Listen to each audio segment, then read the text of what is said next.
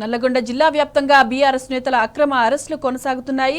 CM Revanth Reddy పర్యటన నేపథ్యంలో చందంపేట మండలంలో బీఆర్ఎస్ నాయకులను పోలీసులు ముందస్తుగా అరెస్టు చేసి పీఎస్కు తరలించారు.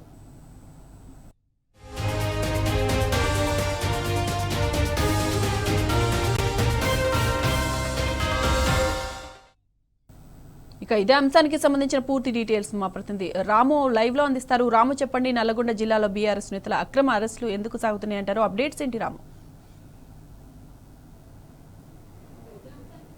సాయిమాధవి, నిన్న అర్ధరాత్రి నుంచి కూడా ఎక్కడికక్కడ బీఆర్ఎస్ పార్టీ నాయకుల్ని అక్రమంగా అరెస్ట్ చేస్తూ ఉన్నారు, ఆయా పోలీస్ స్టేషన్లో బంధిస్తూ ఉన్నారు. ఈరోజు రేవంత్ రెడ్డి పర్యటన సందర్భంగా పోలీసులు కొంత అత్యుత్సాహం ప్రదర్శిస్తున్నారని ప్రతి ఒక్కరు కూడా ఆరోపణలు వ్యక్తమవుతున్నాయి. నకరికల్ నియోజకవర్గంలో బ్రాహ్మణ్యంలో ఉన్న సంబంధించినటువంటి ప్రాజెక్టు ఈరోజు ప్రారంభోత్సవం కానుంది. ఆ నేపథ్యంలో నకరికల్ మాజీ ఎమ్మెల్యే చిరుమర్తిలింగయ్యతో పాటు పెద్ద ఎత్తున బీఆర్ఎస్ పార్టీ కార్యకర్తలను కూడా అరెస్ట్ చేశారు.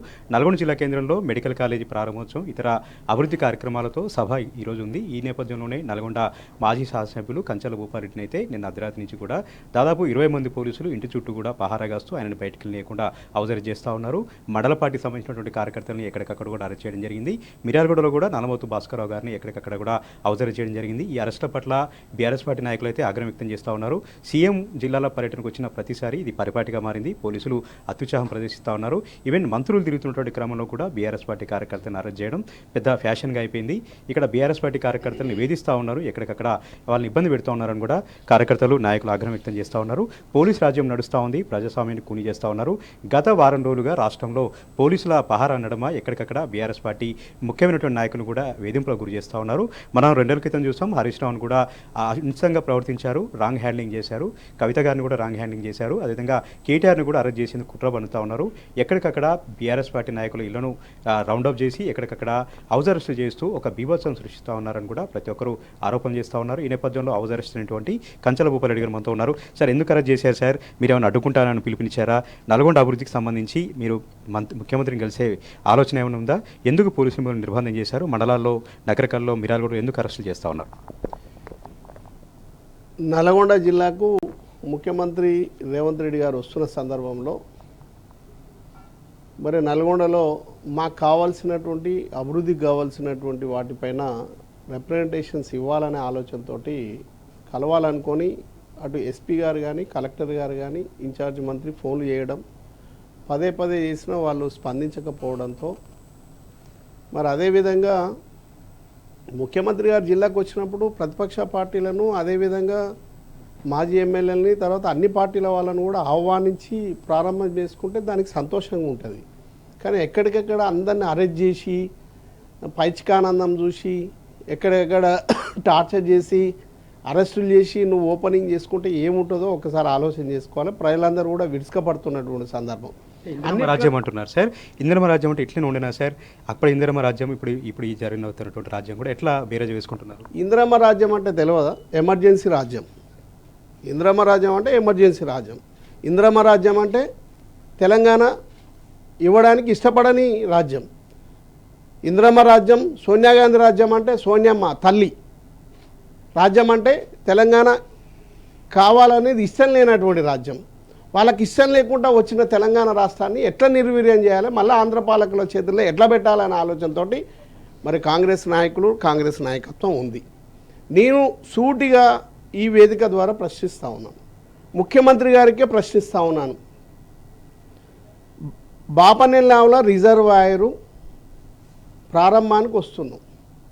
ఆ రిజర్వాయరు కమిషన్ల కోసం, కోమటిరెడ్డి వెంకరెడ్డి కమిషన్ల కోసం 35 కోట్ల రూపాయల కమిషన్ తీసుకొని మెత్తగున్న కాడ దోముకొని మోటార్లు కొని గట్ల మీద వాడేస్తే, దాన్ని వదిలేస్తే, తర్వాత తెలంగాణ వచ్చిన తర్వాత కేసీఆర్ గారు ముఖ్యమంత్రి అయిన తర్వాత ఆ ప్రాంత ప్రజలందరూ కూడా కలిసిన సందర్భంలో దాన్ని పూర్తి చేయాలనే ఆలోచనతో దానికి తుప్పీర్ల సేద్యం మాత్రమే ఉంది దానికి అలొకేషన్. మరి అట్లాంటి దాన్ని కంప్లీట్ చేయాలని ఆలోచన చేసి ముఖ్యమంత్రి గారు దాన్ని 450 నుంచి 650 కోట్ల రూపాయలు దాన్ని ప్రకటించి దాన్ని పూర్తి చేసి ట్రయల్ రన్ కూడా కంప్లీట్ చేసినటువంటి సందర్భం మీకు గుర్తు చేస్తున్నా. ప్రారంభం చేయాల్సి ఉండే, ఎలక్షన్ వచ్చింది, ప్రారంభం చేయలే. మేము కంప్లీట్ చేసి ట్రయల్ రన్ కూడా చేసి ప్రారంభం చేసేదాన్ని కూడా మేము పుట్టించిన దానికి మీరు పేరు పెట్టి బారసాల చేయడానికి వచ్చి ప్రారంభం చేయడానికి వచ్చి ఇవాళ మా వాళ్ళని అటు చిరుమర్తిలింగేని అరెస్ట్ చేయడం మమ్మల్ని అరెస్ట్ చేయడం ఎంతవరకు ధర్మమో ఒకసారి ఆలోచన చేయండి. మరి అదేవిధంగా నల్గొండలో మెడికల్ కాలేజు ఇదే కోమటిరెడ్డి వెంకరెడ్డి 100 సార్లు చెప్పిండు రాజశేఖర రెడ్డి సేవలో ఊది ఊది ఊది మెడికల్ కాలేజ్ తెస్తాను తేలే, బతాయి మార్కెట్ తెస్తాను తేలే, ఐటీ హబ్ తెస్తా మినిస్టర్ ఉండే ఐటీ హబ్ తెస్తాను తేలే, నల్గొండ అభివృద్ధి నేను ఇంత చేస్తా అంత చేస్తా అంటే ఏం చేయలే. అటువంటిది నాకు అవకాశం వచ్చిన తర్వాత మరి నల్గొండకు మెడికల్ కాలేజీ మన కేసీఆర్ గారి నాయకత్వంలో గుంతకాల జగదీశ్వర రెడ్డి గారి నాయకత్వంలో మెడికల్ కాలేజ్ తెచ్చి దాన్ని నిర్మాణం చేసి ప్రారంభమయ్యే దశలో ప్రభుత్వం మారింది. ఓకే, ప్రారంభం చేసుకోండి. మేము పుట్టించిన దానికి మీరు ఇలా పేరు పెట్టి పుట్టించడానికి వచ్చినాం. కనీసం మాకు మేము దగ్గరుండి దానికి అన్ని విధాలా చూసుకున్నటువంటి వ్యక్తులు ఒక మాజీ ఎమ్మెల్యే నేను కనీసం అక్కడికి వచ్చి కనీసం చూసుకొని దానికి కావాల్సింది ఇంకేమైనా ఉంటే కూడా మరి రిప్రజెంటేషన్ ఇద్దామని నేను ఫోన్లు చేస్తే కూడా ఎత్తకుండా నన్ను అరెస్ట్ చేయడానికి నన్ను అరెస్ట్ చేసి చదంపేటకు తీసుకుపోతాను వచ్చిండ్రు పోలీసు వాళ్ళు. ఎంతవరకు కరెక్ట్ ఒకసారి ఆలోచన చేయండి.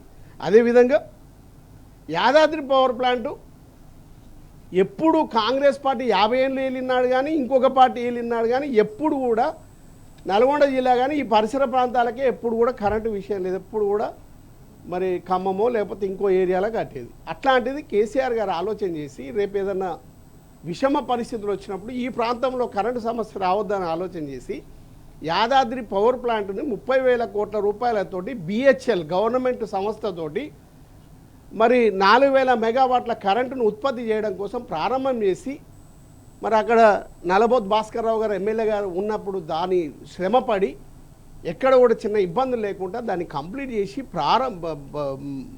ట్రయల్ రన్ కూడా చేసి ప్రారంభానికి రెడీగా ఉంటే మేము పుట్టించిన దానికి పేరు పెడతానికి వచ్చి ఇవాళ మా వాళ్ళని అరెస్ట్ నలబోత్ భాస్కర్ రావు గారిని అరెస్ట్ చేసారు.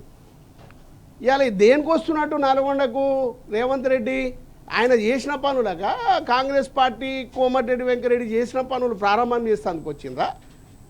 కేసీఆర్ గారి నాయకత్వంలో జగదీశ్వర రెడ్డి గారి నాయకత్వంలో ప్రారంభానికి కూడా దగ్గరకు వచ్చినటువంటి పనులని బీఆర్ఎస్ ప్రభుత్వం చేసినటువంటి పనులు ప్రారంభం చేసేందుకు వచ్చి మమ్మల్ని అరెస్ట్ చేసి మీరు మరి ఏదో ప్రారంభం మీటింగులు పెట్టుకోవడానికి వచ్చారు. ఇది కరెక్ట్ కాదు.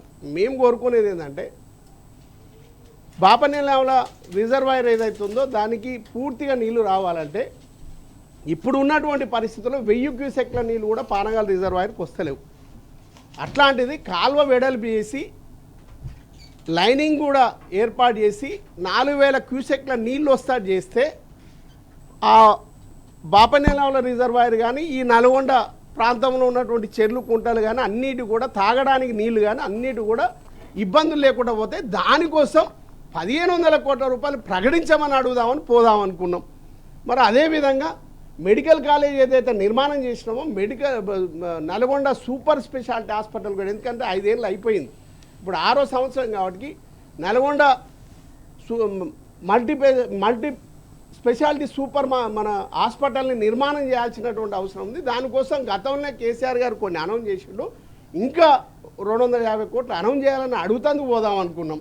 అదేవిధంగా మాస్టర్ ప్లాన్ ఏదైతుందో మాస్టర్ ప్లాన్ కూడా 90% పూర్తి చేసినాం. దాన్ని కూడా మరి ప్రకటించి ఈ ఒక 87లో ఏదైతే పాత మాస్టర్ ప్లాన్లో అందులో ఏవైతే ప్రొహిబిటెడ్ ఏరియా తర్వాత ఇండస్ట్రియల్ ఏరియా తర్వాత గ్రీన్ బెల్ట్ ఏదైతే ఉందో అవన్నీ కూడా రద్దు చేసి మరి రెసిడెన్షియల్ కింద ఇవ్వాలి, దానికోసం పోదాం అనుకున్నాం.